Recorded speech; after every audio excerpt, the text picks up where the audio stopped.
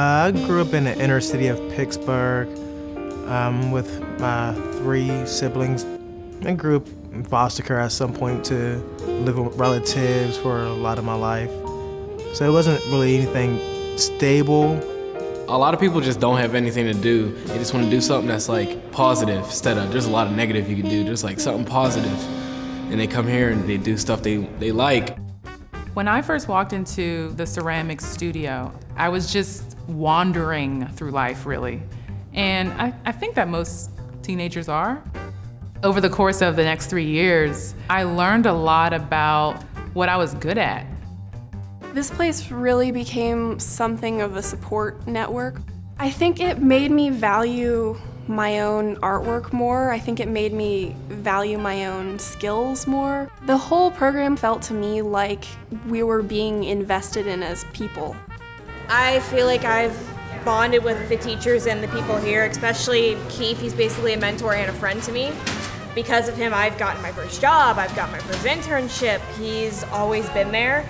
And even when I felt like maybe home life wasn't that great or school life was stressing me out, it was sort of a safe place to be. Walking in, you're embraced by the people, and then you go into your studio, and it's not like school, but it is a class. The arts appeal to the part of the brain where innovation and the spirit of entrepreneurship exists. It's that hemisphere of the brain where creativity exists. You unlock creativity, you unlock learning, innovation, hope. We have a youth arts program that captures young people at a critical stage in their development and teaches them that they are valuable. Once you begin to give them a sense of themselves and what they can contribute, you get them excited about learning because they begin to believe. So you empower the young person in a way that's very unique through the arts. In a sense, photography gave me a different perspective. You can develop to who you want to develop yourself into, you know? For the youth arts program, probably our singular definitive measure of success is how many of the students who participate in our after-school program graduate from high school on time. Our most recent assessment, 99% of our high school students who participated during their high school years graduated on time. We are doubling the graduation rate for inner city kids from an inner city public school system. Many of those kids go on to college where they become professionals in their respective fields.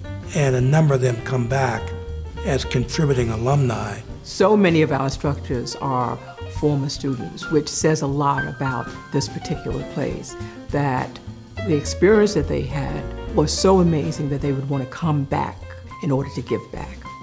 I always kind of had it in the back of my mind that I would love to work here because it's kind of a dream job. It's being able to teach high school students without having to grade them, without having to put them in a box. When you get that kid who's like, I can't do this, I always come up and say, you can and you will, because I did it.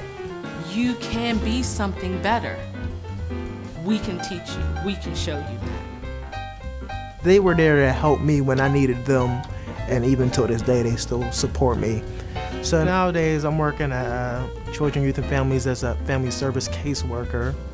I want to do what the Guild did for me. I just want to give somebody hope that there's better days to come. The social return on investment is, rather than watching kids become disillusioned with education and dropping out, they stay. And when they stay, social risk factors for alcoholism and drug abuse and teenage pregnancy all begin to go down. People are a function of the environment where you put them. If you build prisons, you get prisoners.